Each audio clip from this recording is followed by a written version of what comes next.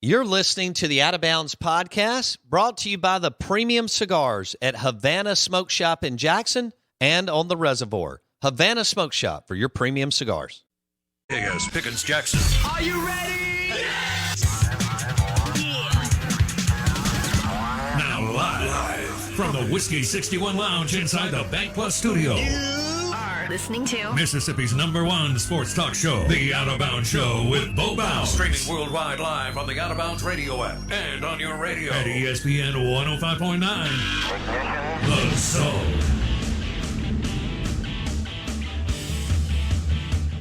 Man, oh man.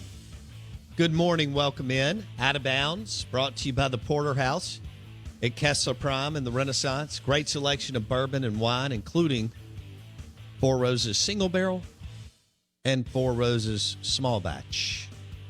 Live in the Bank Plus studio. You can go to KesslerPrime.com to make a reservation. We are streaming live on the Out of Bounds radio app. Thank you so much for hitting the podcast on Apple Podcast. Search the Out of Bounds Show. Spotify, Podbean. Search the Out of Bounds Show. Great podcast numbers continue to grow. So glad we moved to Podbean last June. And we're on our third month of record-breaking podcast months, I guess, February, March, April. And I know we're going to have a big one. So much in the air with Hail State and Ole Miss baseball. And this Aaron Rodgers drama. And something else will happen too, right? Like in 5 minutes or by tomorrow. SEC football. Nick Saban, Kirby Smart, Lane Train, Mike Leach. I love it. Several different ways that you can hit us up on the show. Farm Bureau Insurance call-in line, 601-707-3750. Want to give a shout-out to Rebel Greg, who threw out, we were talking about Tim Tebow is, I guess, trying out for the Jacksonville Jaguars. And I don't think he'll make it, but whatever. It's something to, he's a fascinating, I guess,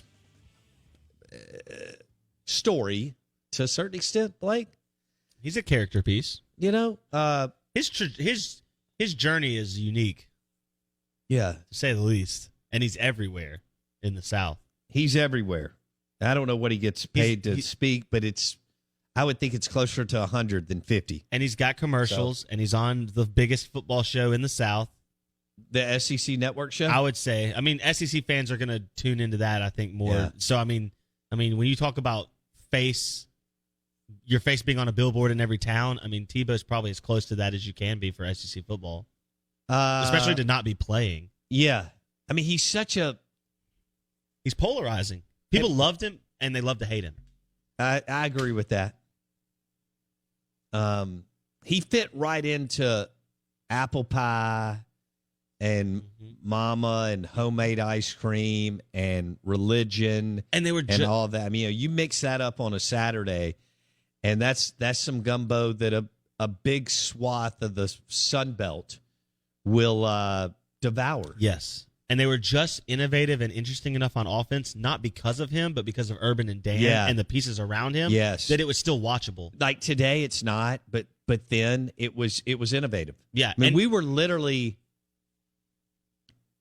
because Spurrier had left, Blake, we didn't have an offensive guy in the league at that time. Yeah. I mean, let me walk that back a little bit. Mark Richt was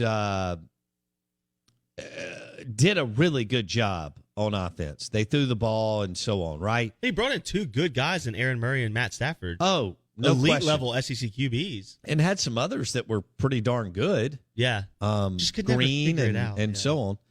But whatever it was, that even though it was a zone read running game, power, it was like a power spread. Okay. Even though it was a power spread, there was just enough bells and whistles there to get everybody hot and bothered. Percy Harvin and Aaron Hernandez. They were uncoverable. Well, they were uncoverable. Great players. They were uncoverable in college. Say what you. I mean, unbelievable football players. You couldn't stop either of them. So in 2000 and is that 6, 7? I was in Oxford.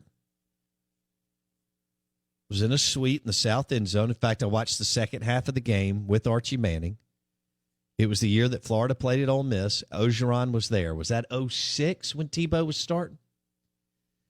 And when I tell you they did nothing, I mean, it was the most vanilla game plan. Now, Orgeron had that team at that time playing off the charts defense, and everybody was giving Florida their best shot because Florida was the deal then. I mean, they had become the brand again. Urban had already won one with Chris Leak and that defense, and here they were marching on. When I tell you they did nothing, I mean, they ran jet sweeps with Percy Harvin, and Tebow ran off tackle. And they pounded out like a 28-22 win or something. That was 07. So 06 was the league title season. And so 07 was Tebow's first year as starter. Okay. So that was what it was. Okay. 07, they go to Ole Miss. They win 30-24. Okay, so it was that close, 30-24. And I'll never forget Archie Manning sitting there and shaking his head and go, almost like, what they're doing is so elementary, yet so effective. Their players were just so much like bigger, stronger, faster than everyone else. Even with Ole Miss had some dudes on defense because the next year they would go to Florida and win. Yeah. They just needed a new coach in Houston Nutt, need to retool their offense, and Jevin Sneed became eligible. I mean, there was a lot going on, so I don't want to say it was the exact team at all. But that's the speech game. But yes, the Tebow speech, Hardy and Jerry and guys like that next year bottled Tebow up. And so when you're watching that game in 2007, at that point what they were doing was considered innovative. It was. And there were enough wrinkles with Percy Harvin. Yeah. That Tebow could pull the fake and dump it to a tight end or whatever. And because of the athletes, they could, even though he's only throwing it like 5 yards, they could run another 15. Do you have his stats from that game? Yeah, so I'll tell you in 2007. Because we can tie this into modern day offense. Yeah, in 2007, Florida only had 28 first downs. They ran the ball 45 times for 246 yards. That's all they did. Yep. And 2 touchdowns. They threw the ball 34 times. Tebow completed 20 of 34 for 261 yards, 2 touchdowns, no picks. Okay. So 7.5 yards per average. And everybody's rushing, or the top 2, whatever. Tebow ran the ball 27 times for 166 yards and 2 touchdowns. Okay. Percy only ran it 4 times for -1 yards, but he had 11 catches for 121 and a touchdown. 11 catches for 121. Yeah. And a TD. Mullen will tell you he's the most talented player. Or he did for years. I don't know where he is now, but that he was the most talented player that he ever coached. Kyle Pitts would be a good question. Kyle Pitts or Percy Hart? If you could get Dan to be truly honest, who's more talented? Well, I'll tell you what we'll do. We'll text him during the break. All right.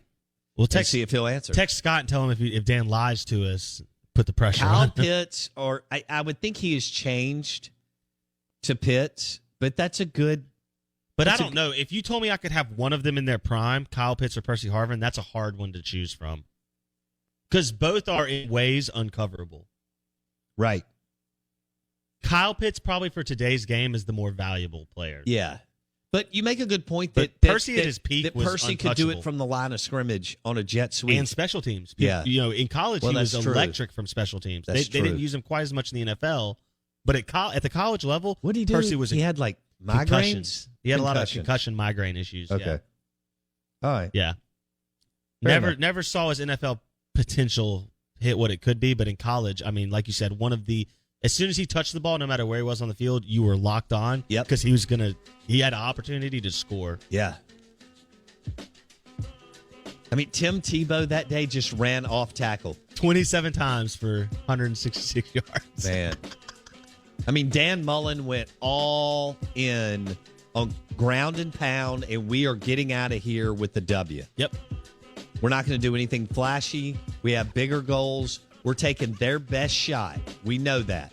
We're bringing our B game, right, Todd? Because they're not interested. Ole Miss wasn't good at that time. You know you can't fool 19 and 20-year-olds. They had already probably gotten up for a couple of games that year. Kids are only going to get up for about 4 of them, right? The Georgia game and LSU and maybe at that time even FSU, Blake, because they hadn't really tanked. Yeah. The Out of Bounds Show is brought to you by USA Pawn. We'll be back in just a second. You're listening to the Out of Bounds Show podcast, presented by Independent Roofing Systems. If you want it done right the first time, visit Independent Roofing Systems today.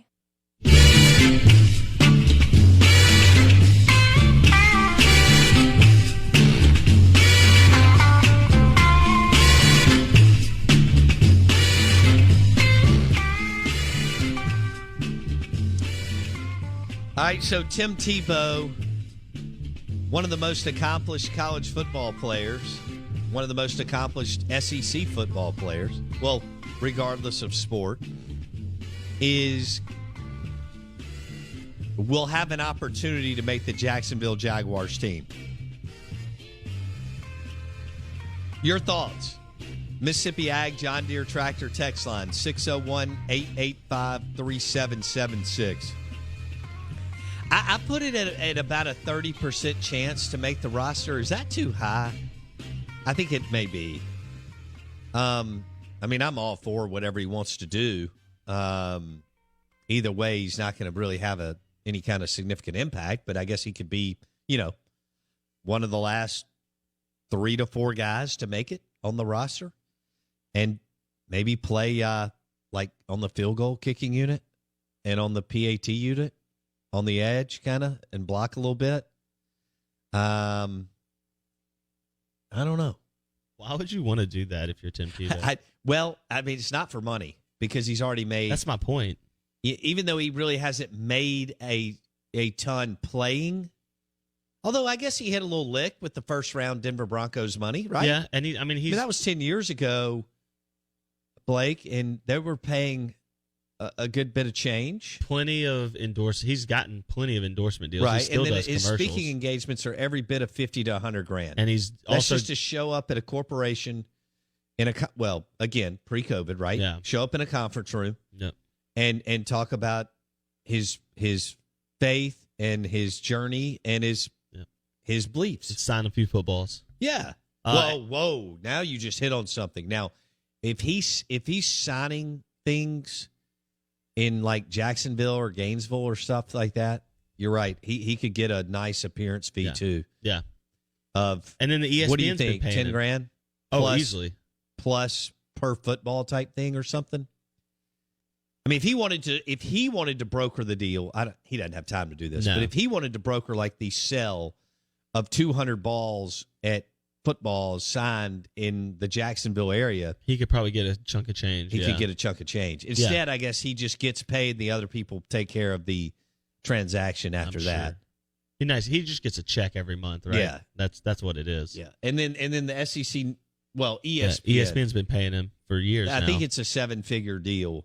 I don't really watch any of him. I mean, I have watched him on game day. Don't you turn it on every Saturday morning, though? It's kind of like my routine is to turn the SEC network. What's it called? SEC Nation. Yeah. That or game day. It just depends. I flip back and forth, or I'll have them both on if I have both my TVs going. Just depends on the location.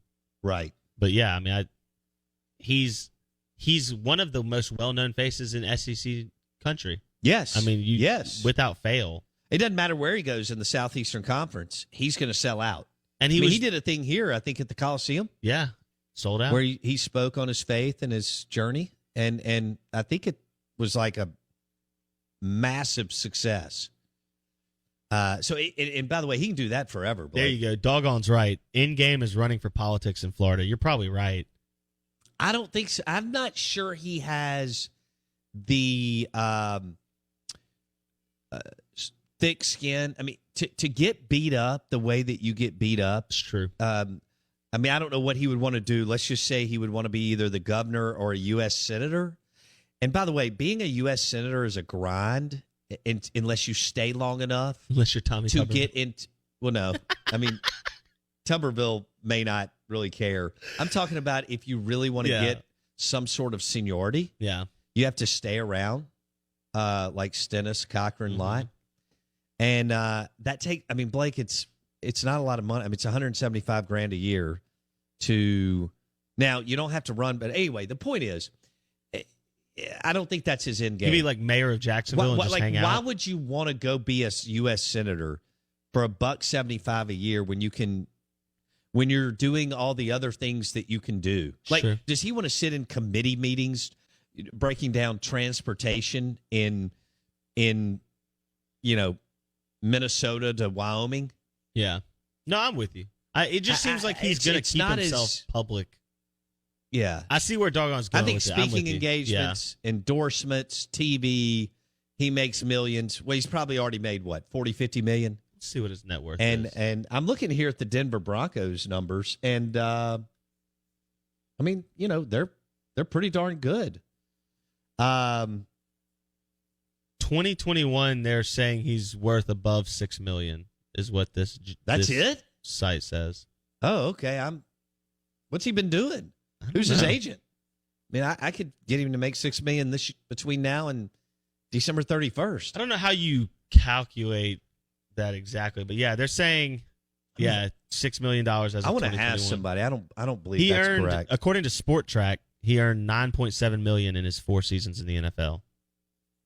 I got $9.7 million. That's what I'm saying, in his 4 seasons, but that's not what his net worth is. His net worth is $6 million. Okay. Because what you earn, you're still gonna. No, I get taxes and spending money. I mean, I'm aware of that. Okay. Seems like he's not making. Then as I much guess off the he's side. been playing sports so much that has taken away from him pre-COVID doing 4, 6, 8 speeches a month at 50 to 100 grand a pop, so that you can make. But I thought some of those endorsement deals would pay more. You would think. And I thought that the SEC network gig was 7 figures. So that number's still big time surprises me. He must not be getting paid that much by the SEC network. I guess it's because he's just August through Thanksgiving, and then you really don't see him again. And like you said, no, he's not even that. He kind of comes in from the Mets, maybe right at first weekend. And he committed to the Mets, which was only $2,700 a month. For that minor league check, Right. And he committed to try to play baseball for 3 years? Yeah, something like that. I mean, that's a long time. Maybe that took away from speaking engagements. Yeah, interesting. Tim Tebow trying out for the Jacksonville Jaguars at 32 years old. Blake, when does he turn 33? Probably pretty soon, I would think. It does feel like just the other day he was in a Florida Gator uniform, absolutely running over people. August.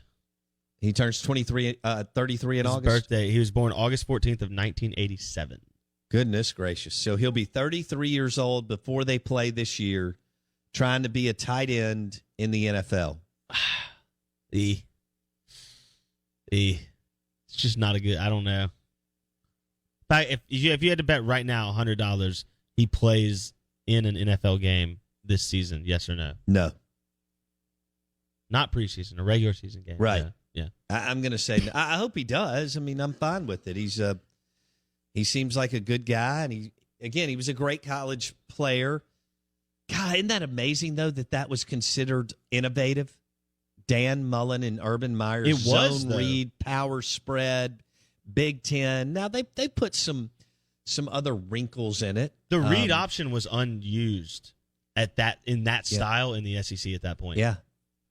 It wasn't. No one ran read option. Defenses could not wrap their brain around it. Nope. I mean, Dan ran it effectively at Mississippi State with half the talent. If LSU hires with Chris Relf and Vic Ballard. If LSU hires Dan Mullen, they win a national title, right? No question. Because that read option offense back then would have worked so well at LSU.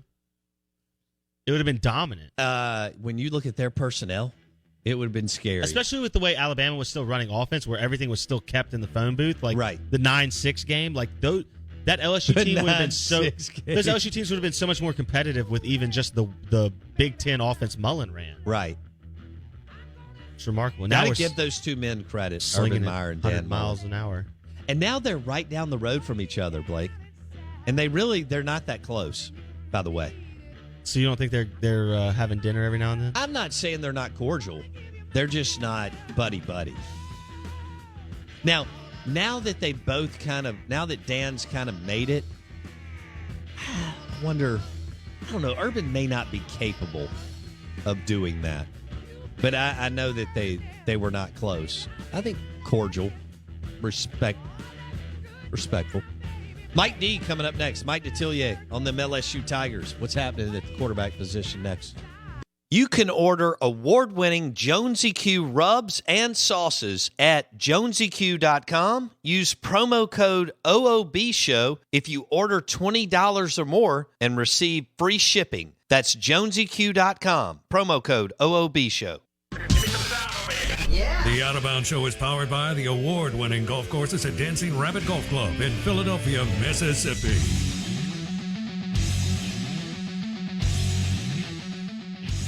Good morning, good morning. The Out of Bounds Show, 105.9 The Zone, ESPN.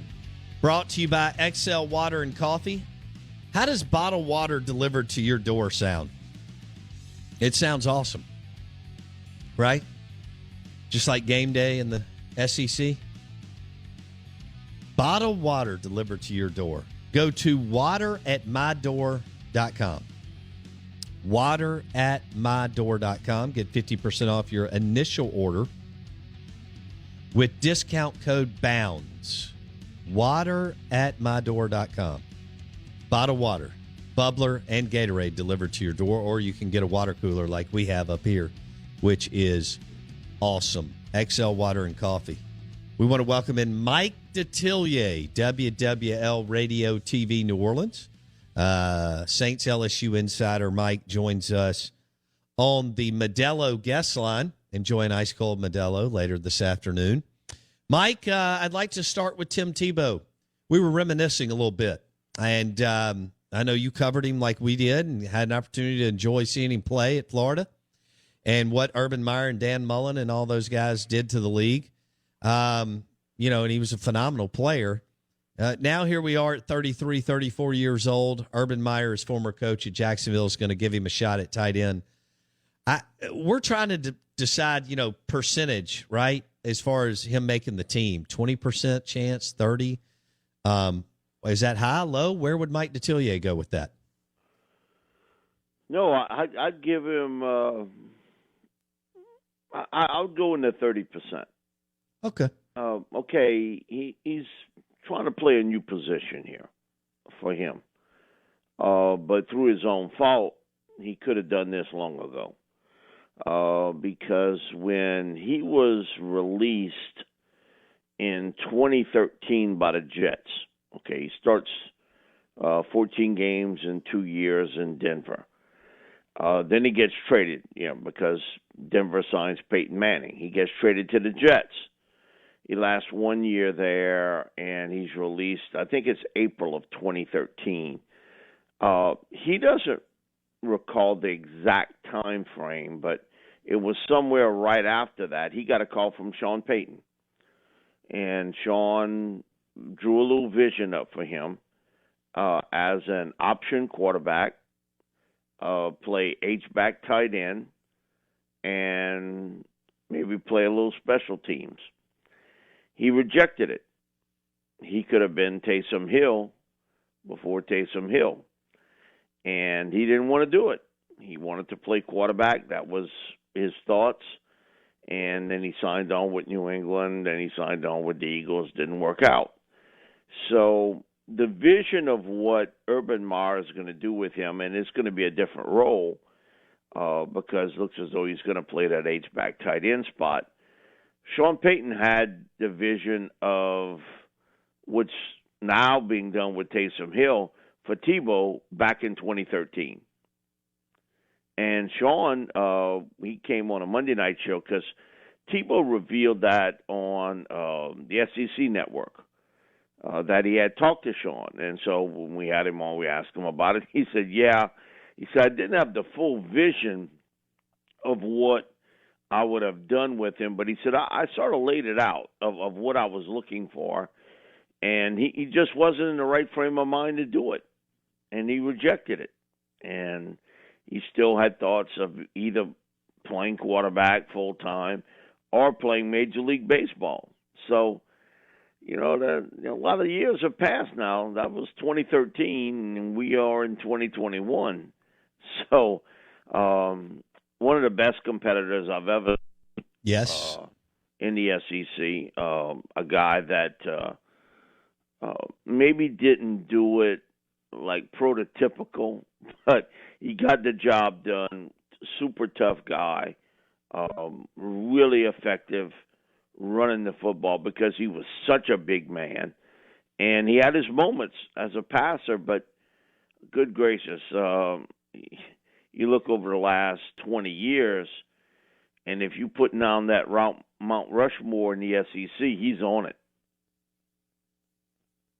for the significance he made at the University of Florida, and he was much-watched TV.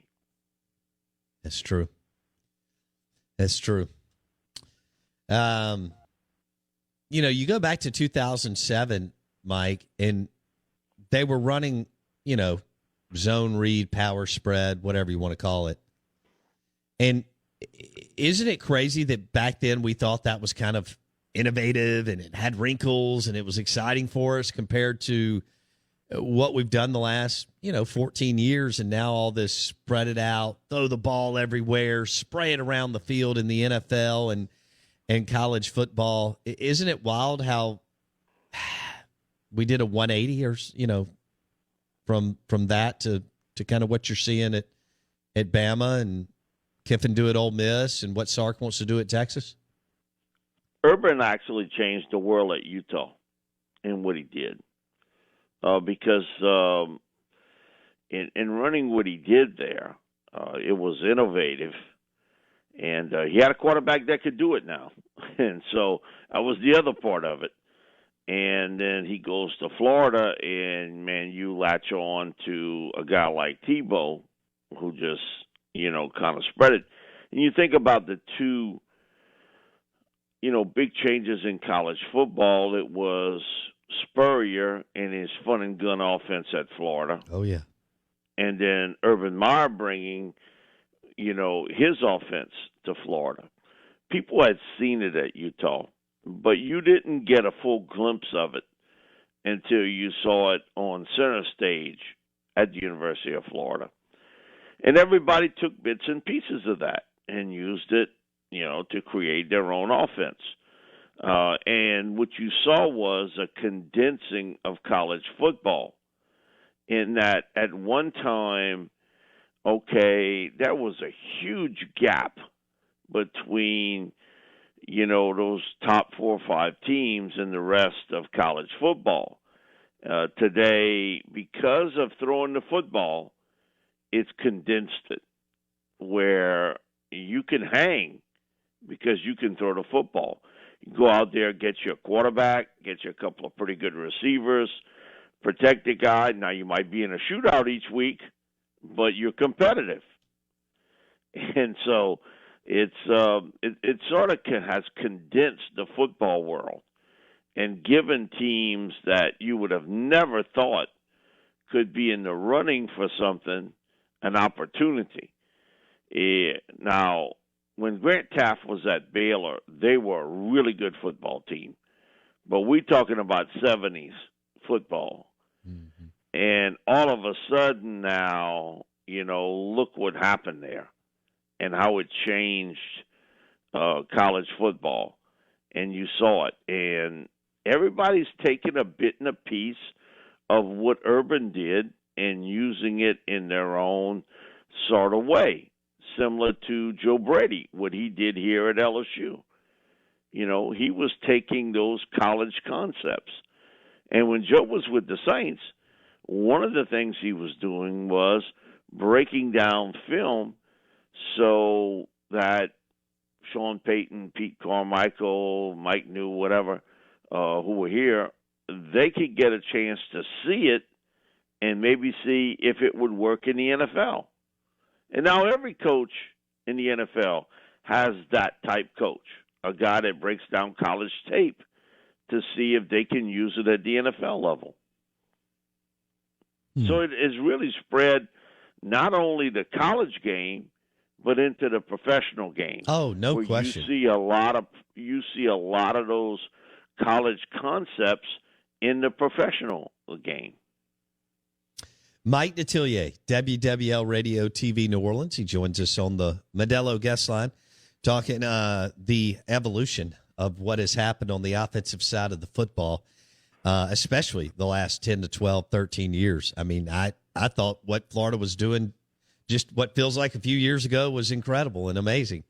And now you look at what Bama and others are doing, and it's wild where we were and where we're going.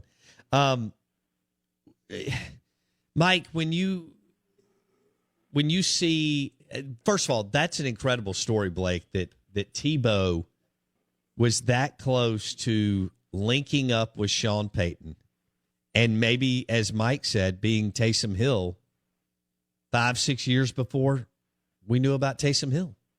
Well, can I ask this question, Mike? So I get why Sean would want him then. What could Urban see in Tebow after being off of football for so long that he could still bring to the table now? Because, I mean, are we really going to say they're going to take Trevor Lawrence out when they get inside the 20 to bring Tebow in at quarterback? Well, did we ever really think they would take Drew Brees out to put Taysom Hill? Well, Drew was at the last stage of his career. Whereas... No, but not at first, though. And so that was the shocker to me. Okay, Drew was still, when this first happened with Taysom, we were starting to see a little bit of regression. And my thing is, what the hell are you doing taking Brees out to put Taysom Hill in? And I'm just telling you, you sort of fall in love with your own concepts. And I wouldn't be surprised that Urban has a similar view of, especially short yardage situations, that you run that power run that Taysom ran, that Tebow run it. I know I would. If I had him on my team, I would see if he could do it. Now, again, he's not, people say, well, he's not in his 20s. Well, neither is Taysom Hill. People forget Taysom's in his 30s. He's not a 20-something-year-old guy because of spending that time, in the mission program. So I get where you're coming from, because I said it. First time I see Taysom in there, I'm like, what's going on here? And yet it had its way. And you'll continue to see that. Here's the crazy thing. This is a copycat league, right, guys? Sure. Copycat. Is there another Taysom Hill? And the answer is no. No. There's not a guy that could play that power-running quarterback, play some H-back, play special teams. Here's the even crazier part of the Tebow story. Mike Westhoff, who was the special teams coach with the Jets, as soon as Tebow is traded, they got him in a trade, he starts bringing up the concept, man, they could use him a lot of different ways, but I would want to use him on special teams, Tebow. I think he'd be a really good special teams player. He didn't do it. But when Taysom got to the Saints, guess who was the special teams coach?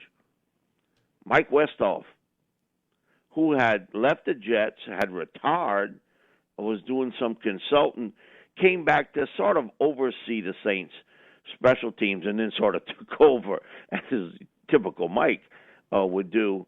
And first thing he does, he makes a suggestion to Sean, let's put Taysom Hill on special teams. So, in essence, they blended a little bit of the concepts that Sean saw something in Tebow that literally Taysom did offensively. But it was Mike Westhoff who first sort of thought that Tebow could play special teams. And guess who played special teams when they got him? Taysom Hill. It was the blend of the two coaches of what their concept was. And so, yeah, it's just sort of, the trains met at that moment in time. But I wouldn't kind of overthink this about, we're going to take Trevor Lawrence out to put in Tebow, because I saw one of the all-time greats get taken out, to play Taysom Hill. And listen, it surprised me too. I'm like, man, you got to be kidding. But that's Sean being Sean. And, and I think Urban, if Tebow can make the squad, would have that concept of this 6'3", 230-pound quarterback, tight end, run that power run that we've seen Taysom run. All right. This is going to be interesting. Mike Detillier on the Out of Bounds show, ESPN 105.9 The Zone. Tim Tebow with a shot to make the Jacksonville Jaguars and reunite, so to speak, with his former coach, Urban Meyer. What do you think Urban has a chance to be very successful in the NFL? I mean, I don't think Urban's going to last long in the NFL. Okay. Okay, that's just Burnout? a gut feeling. I think because of a couple reasons. One, there is some legit health issues with Urban there, and also the NFL is a different game. Urban would get eaten alive when he lose one game a year. What the hell's going to happen when he goes to Jacksonville? He's going to lose 3 or 4 games in a row with that team, and I think it has a way of sort of eating away at you. Now, I do think he'll have some success. The big question mark is how quickly can he piece this team together. I'm never concerned about Urban, the coach. I'm always concerned that I thought he would one day be a pro coach, but what was around him? Because there is a little bit of a learning curve going from college to the pros, and how you secure talent and how you evaluate, because I do think fit becomes a bigger part of the game than it is in college, because I think, you got a certain system you're running in college, and the players adapt. In the pros, you adapt to the players you're getting, the people around him. Do you have an owner that's going to be helpful in every manner? Have we seen that in Jacksonville? The answer is no. From front office to ownership, it hasn't been great. And so all of a sudden, that's going to change because of Urban Meyer. So I think he has some success, but I think it's short-lived. Mike Detillier on the Out of Bounds show. Aaron Rodgers. He plays for Green Bay this year. He ends up with the Dolphins, Broncos, Raiders, or something like that. Mike? Listen, I may be dead wrong on this, but my gut feeling is that he stays.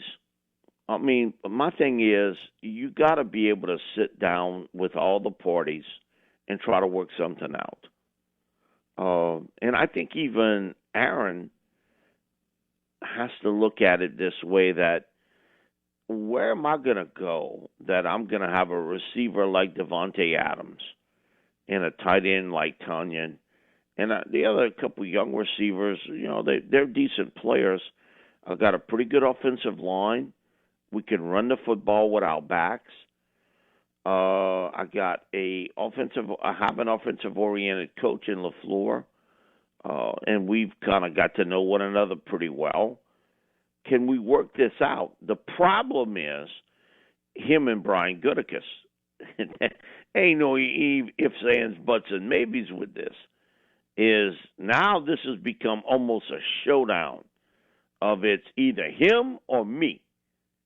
And I think that is laid out pretty quickly. But someone's got to step in here and say, okay, guys, let's try to work this out. If I'm the Packers and I'm Mark Murphy, and he disappoints me because it was a guy's a former NFL player. He beat his chest about being a representative for the players, and now he's the president of the Packers, and he's in the Witness Protection Agency. You couldn't find that sucker, if you had GPS. No, you don't want to get involved. No, you're the president of the team. You should be involved. That's your job because there is no real owner of the team. It's ownership by committee. So you got to step up. That's your job. And yet you letting these two guys sort of swing it out and not getting involved. No, you got to get involved. That's what they paying you for. And, it's sort of late in the game. And now you want to make this deal. My thing, if I'm the president of the Packers, what gives me the best chance to win in 2021? Aaron Rodgers on my team. It's not even a debate. He gives me the best chance to win a championship. It's him here. If I deal him off, do you really think that Jordan Love is going to win anything in Green Bay in 2021? The answer is no. You kidding yourself if you believe that. No, they don't believe it. He's not ready. They don't believe it. He's not ready for it. He may never be ready for it, but he's not ready this year. And so usually if you're not ready by now, you either are or you're not, Mike. I mean, it's very rare that, a guy hangs around and all of a sudden year two. I know Aaron sat for 3 years, but I'm told Aaron could have played prior to that. It's just Favre was in front of him. So I don't use that as the same, example. But as much as you've been able to see in the league, I mean, I just think pretty darn early, don't you, Mike? He's lost at quarterback right now. And not through anything he did, but last year was unusual. You didn't have those rookie sessions. You didn't have preseason games to play.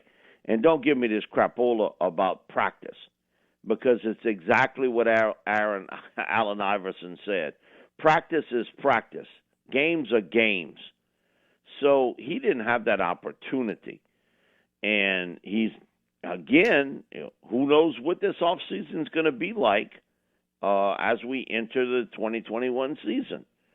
And I'm just telling you that. Okay, let me ask you this, Mike. You just made a great point, and maybe I'm jumping the gun just a little bit. For our listeners, we're talking about Jordan Love, the backup QB for the Green Bay Packers, but they spent a first-round pick on him last year. Could have, gone and gotten a wide receiver. Anyway, you make a good point, Mike. I guess they'll give him all the opportunity in the world to play a big chunk of 2 exhibition games to really see what he's got, right? I know I would. I mean, come on. Why would you not? I mean, you got to get him some game experience. And you don't do that just because Aaron's eating up all the practice time during the season. People say, well, practice him during the season. No, you're getting ready for a game. You're not there to develop a quarterback. You're there to win a football game. Yeah. So however many preseason games you're playing, he's going to play 80% of the snaps on offense. That was fun. At Mike Detillier on Twitter. And WWL Radio TV New Orleans on the Modelo guest line.